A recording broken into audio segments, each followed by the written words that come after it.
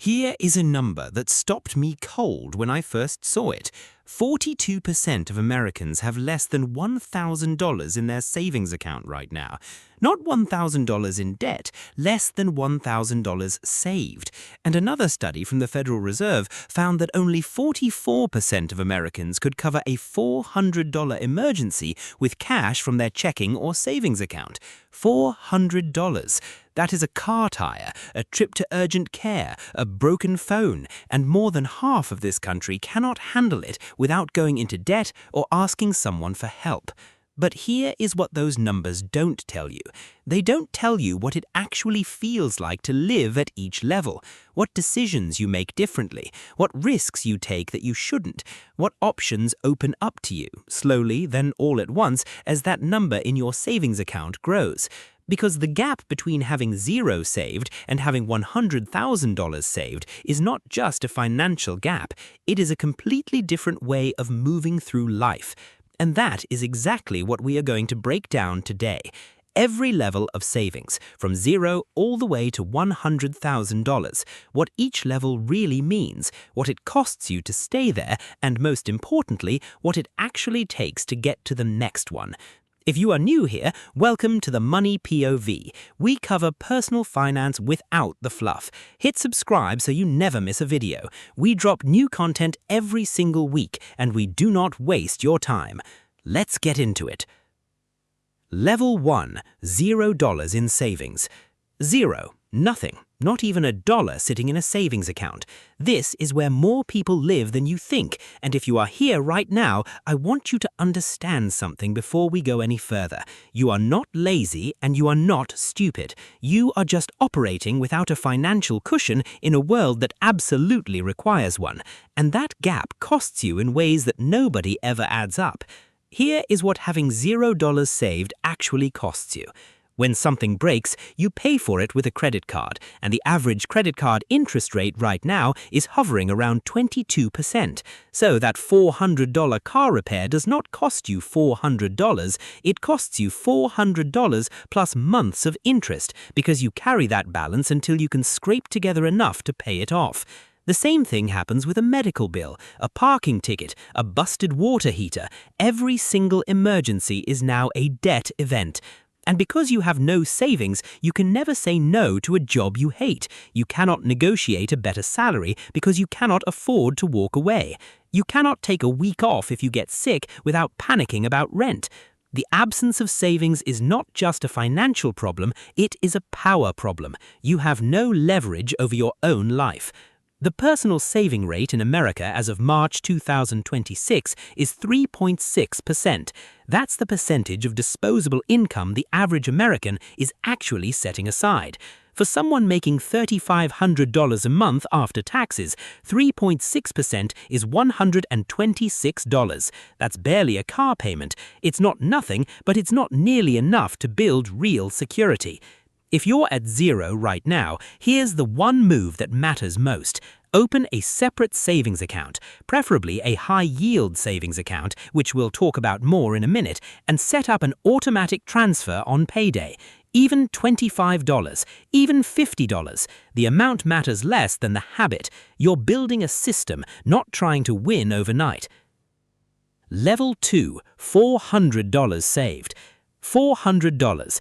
This sounds like almost nothing, and in a lot of ways it is, but here's why this number specifically matters.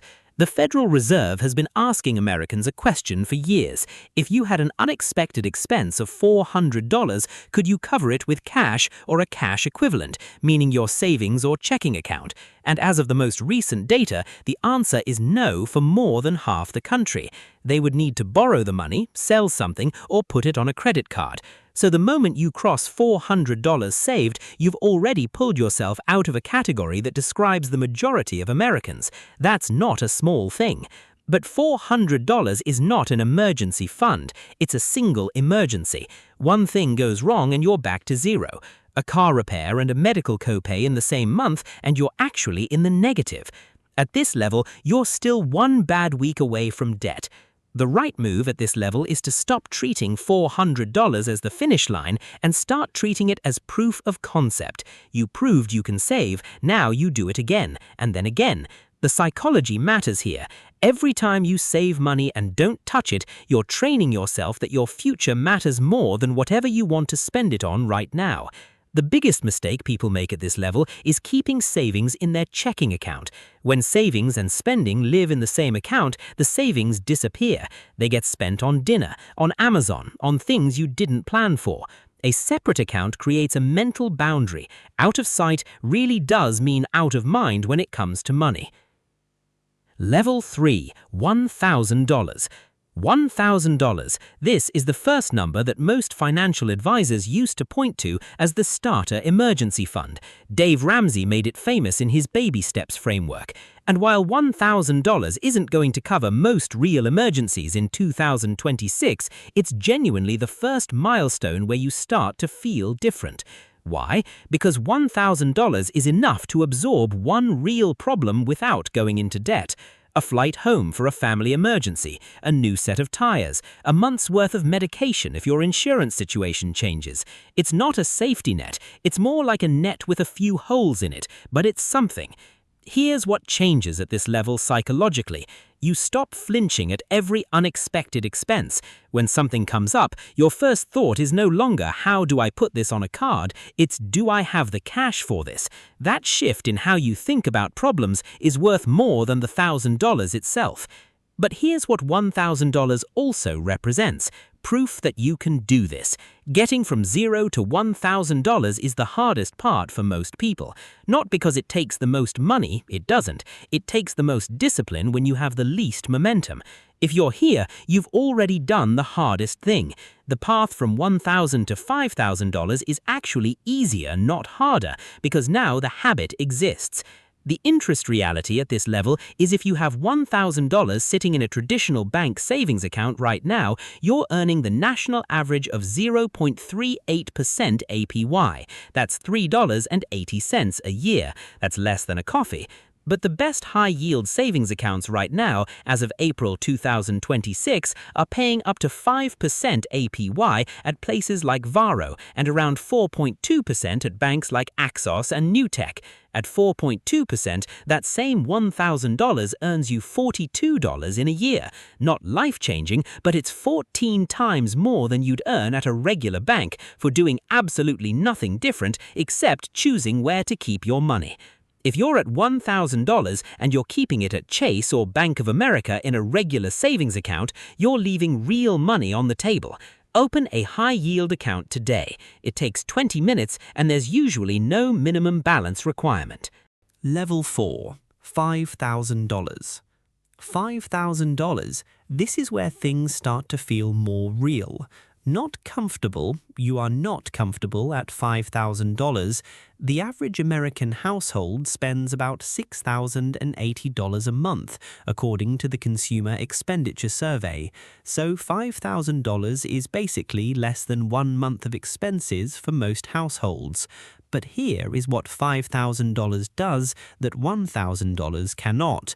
It absorbs combinations of problems, not just one emergency, 2 or 3 in the same month, an ER visit and a car repair and a plumbing issue. At $1,000, that scenario destroys you and sends you to a credit card. At $5,000, you survive it. Stressed maybe, wiped out back to zero, but you survive it without adding debt. And $5,000 opens doors that zero does not. You can make a decision based on what is right for you, not what is cheapest. You can book the flight when flights are reasonably priced instead of waiting until the last minute and paying triple. You can take a job that pays a little less but has better growth potential because you have a small runway. This is also the level where your savings account starts to earn real, noticeable interest. At 4 to 5% APY on $5,000, you're making $200 to $250 a year just from interest. That is not nothing. That is a car payment. That is a utility bill. Your money is starting to work. The mistake people make at $5,000 is stopping. They feel the relief of having a cushion and the urgency disappears. The savings stall. That relief is real and it is deserved, but do not let it become the ceiling. One thing worth mentioning here, at $5,000, you should think about where your savings lives. A high-yield savings account is still the right home for money you might need in the next 1 to 3 years. But if you're saving beyond your emergency fund, beyond what you would need in a crisis, you should start thinking about whether some of that money should be in an investment account, earning market returns instead of 4 or 5%. The rule of thumb most financial planners use: keep 3 to 6 months of expenses in savings as your emergency fund. For the average American household spending $6,080 a month, that means keeping $18,000 to $36,000 in savings as your floor. Everything above that floor that you won't need for 5 or more years is probably better invested. But we're not there yet. At $5,000, the job is simple: keep building. Before we get into the next levels, and the levels above $10,000 are where the real mindset shifts happen, if you're getting value out of this, subscribe to the Money POV right now. We cover this kind of real, grounded, data-backed personal finance content every single week. If you're watching this and you know someone who needs to hear it, a friend who's living paycheck to paycheck, a sibling who just started their first job, send it to them. This is the kind of video you wish someone had shown you earlier. Hit the subscribe button and let's keep going. Level 5. $10,000 in savings. This is a number that sounds big to a lot of people, and it is genuinely significant, but not for the reason most people think. The significance is not the number. The significance is what it proves about you. Getting to $10,000 requires sustained discipline over a long period. You cannot stumble into $10,000. You didn't find it in a parking lot. You built it deliberately, one transfer at a time, while life kept throwing things at you. That says something real about your financial character. Now, what does $10,000 actually do for you? A few things. First, it covers the most common emergencies by a significant margin.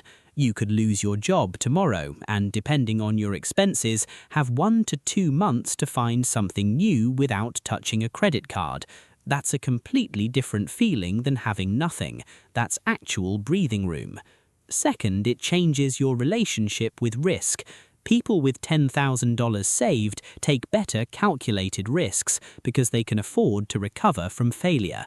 They apply for the promotion. They negotiate their salary more confidently. They consider the startup job with better upside. The savings don't just protect you from bad outcomes, they let you pursue better ones. And the third part, and this is the part nobody talks about enough, $10,000 in a high-yield savings account is generating real passive income. At 4.5% APY, $10,000 earns you $450 a year just sitting there. You didn't work for that $450, you didn't hustle for it, it just appeared because you kept money in the right place. Your money is now working alongside you. The danger at this level is lifestyle inflation. When you feel financially stable for the first time, there's a pull to spend more. The nicer apartment, the newer car, the vacations that you couldn't afford before. Some of that is fine, but if every dollar you earn above your current expenses immediately flows into upgraded lifestyle instead of continued savings or investing, you'll get stuck at $10,000 forever. The number will look the same in 5 years. The right move at $10,000 is to define what your actual savings goal is. How many months of expenses do you want to keep liquid? What are you saving towards above that? Write it down. A goal with a number is a plan. A goal without a number is a wish. Level 6. $25,000.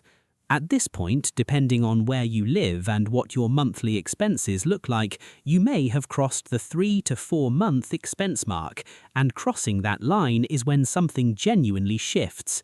The 3 to 6 month emergency fund is not an arbitrary number that personal finance people made up.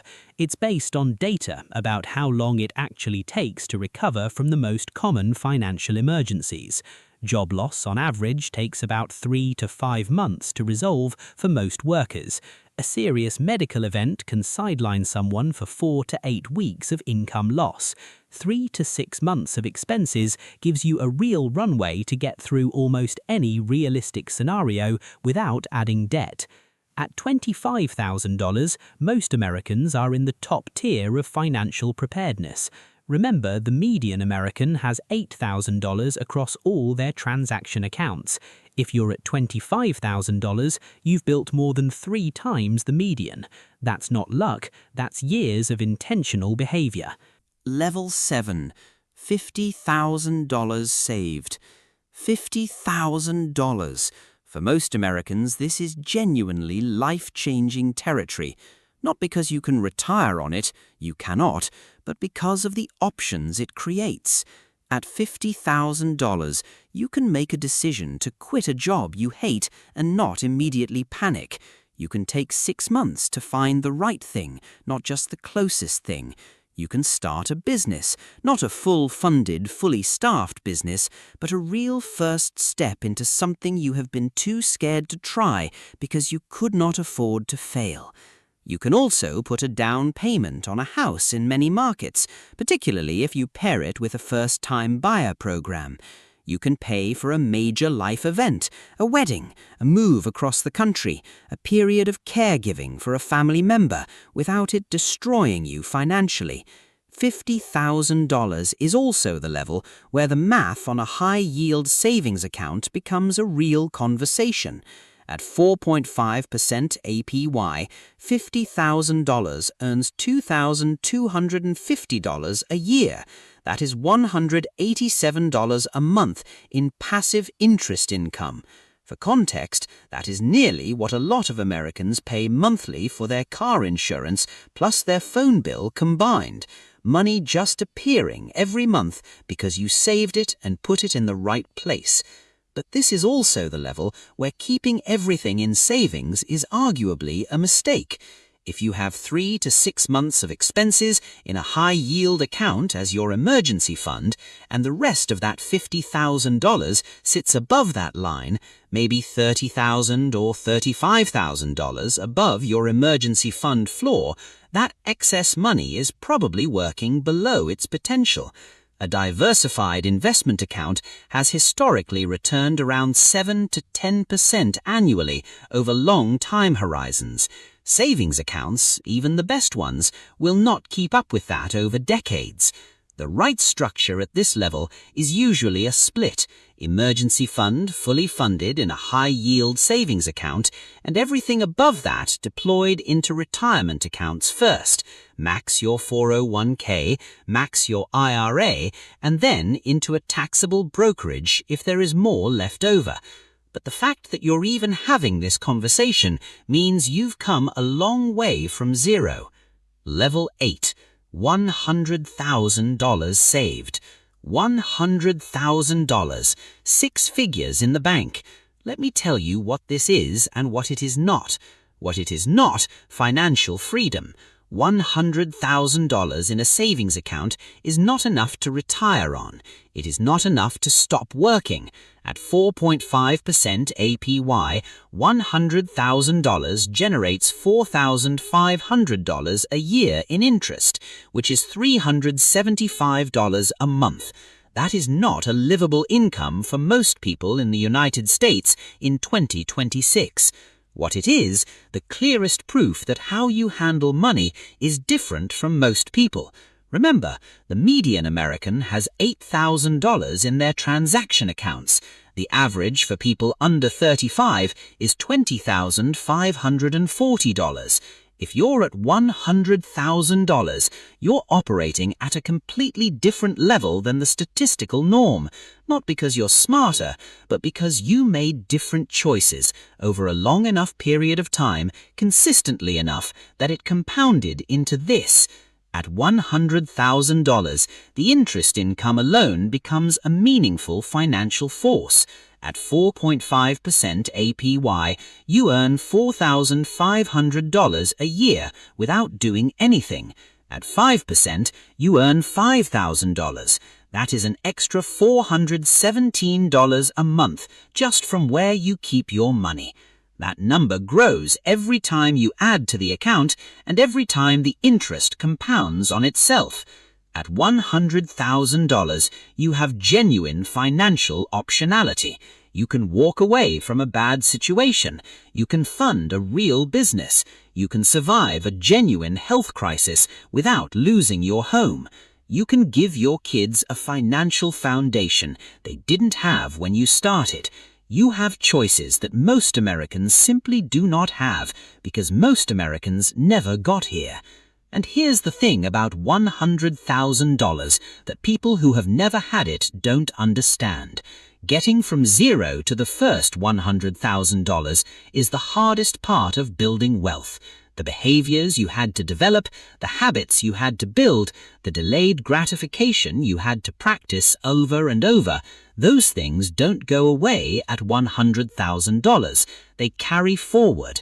And the next $100,000 is always faster than the first because now you have both the habit and the base. Americans 65 to 74 have an average savings account balance of $100,250. So statistically, reaching six figures in savings used to be a lifetime's work for the average person. Doing it earlier puts you decades ahead. The thing every level has in common. Before I wrap this up, I want to say something that connects every level we just talked about. Every single person at $100,000 in savings was once at zero. Every one of them. There was a moment where their account had $0 in it and there was a first transfer, maybe $25, maybe $50, that started the whole thing. The distance between $0 and $100,000 is not talent. It is not a lucky break. It is a series of small decisions made over time, compounding on each other. The personal saving rate in the United States right now is 3.6%. The average American is putting away 3.6 cents of every dollar they earn. If you want to be financially different from the average American, you have to do something different than the average American. Not radically different, just consistently different. Save a little more, keep it in the right place, don't touch it when something tempting comes up, and repeat. The best high-yield savings accounts right now are paying up to 5% APY. The national average is 0.38%. Just choosing the right account is a 10 times difference in how hard your money works. Most people don't switch because switching feels like effort, but that one afternoon of moving your savings from a traditional bank to a high-yield account pays you back for years.